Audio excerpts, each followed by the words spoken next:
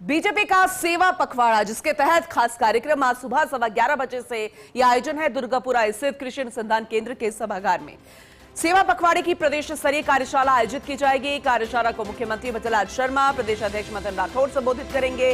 मंत्री, विधायक, पार्टी पदाधिकारी, अग्रिम मोर्चों के अध्यक्ष, जिलाध्यक्ष इसमें शामिल होंगे। जीएसटी राहत को लेकर पीएम मोदी का आभार भी जताया जाएगा।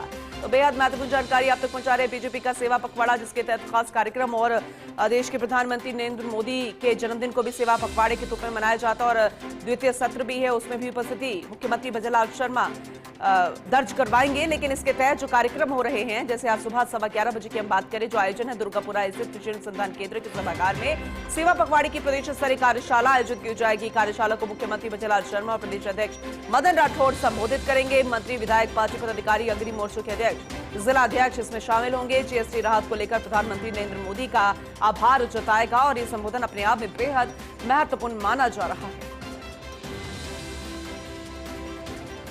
इसके अलावा जिस तरह से मॉनसून सत्र रहा, कल भी हमने सुना मुख्यमंत्री भजनलाल शर्मा को बेहद ही आक्रामक रुख उनका रहा और इसके तहत ही सेवा पखवाड़ा जो अपने आप में बेहद खास माना जा रहा है। पॉलिटिकल एडिटर योगेश शर्मा हमारे साथ जुड़ चुके हैं, ज्यादा जानकारी उनसे लेंगे।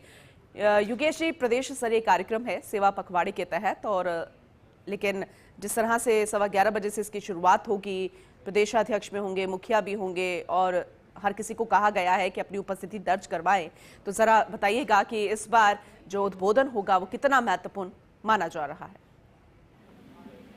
देखिए पूनम, पूरी भारतीय जनता पार्टी सेवा पखवाड़े में जुटने वाली है। हालांकि कार्यक्रमों में सक्रियता पहले से ही दिख रही है। प्रधानमंत्री मोदी के जन्मदिन को लेकर और कहा जा सकता है और भी कई कार्यक्रम लगातार बीजेपी में दिख रहे हैं। अब शहरी ग्रामीण शिविर आयोजित किए जाएंगे। ग्रामीण और शहरी दोनों जगह सरकार की ओर से कैंप लगाए जाएंगे। स्थानीय स्तर पर जो समस्याएं हैं उनका निदान किया जाएगा।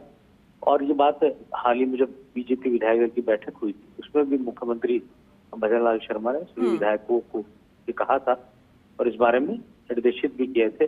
और आज बीजेपी का जो पूरी वर्कशॉप है, किस तरह से सेवा पखवाड़ा में जनता के बीच जाकर मोदी सरकार की और भजनलाल सरकार की उपलब्धियों को बताने का काम किया जाएगा। और आपको बताइए कि कार्यक्रम जो प्रस्तावित था वो लगभग मुकम्मल है कि प्रधानमंत्री मोदी इसी माह राजस्थान आ रहे हैं। तो ये भी बड़ी सौगात एक और राजस्थान को मिलने जाएगी। उनके जरिए न्यूक्लियर प्लांट का इनॉग्रेशन उनके हाथों होगा और वो भी खासतौर से आदिवासी धरती पर प्रधानमंत्री आएंगे। और बीते तकरीबन 18-19 महीने में भजनलाल शर्मा की जो सरकार बनी, तब से प्रधानमंत्री का बहुत फोकस है राजस्थान में।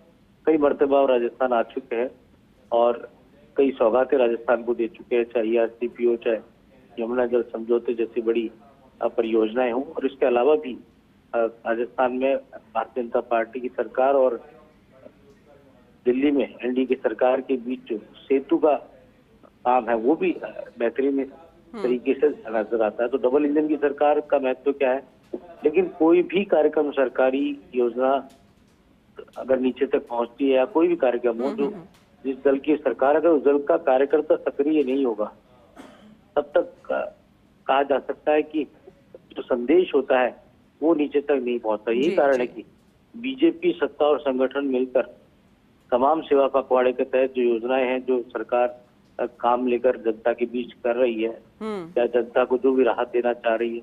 हाल ही में अतिवृष्टि के कारण कई जगहों पर किसानों की फसलें चौपट हुई है, कई जगहों पर हानि हुई है, कई जगह पर मकान टूट गए, सड़कें टूट गई।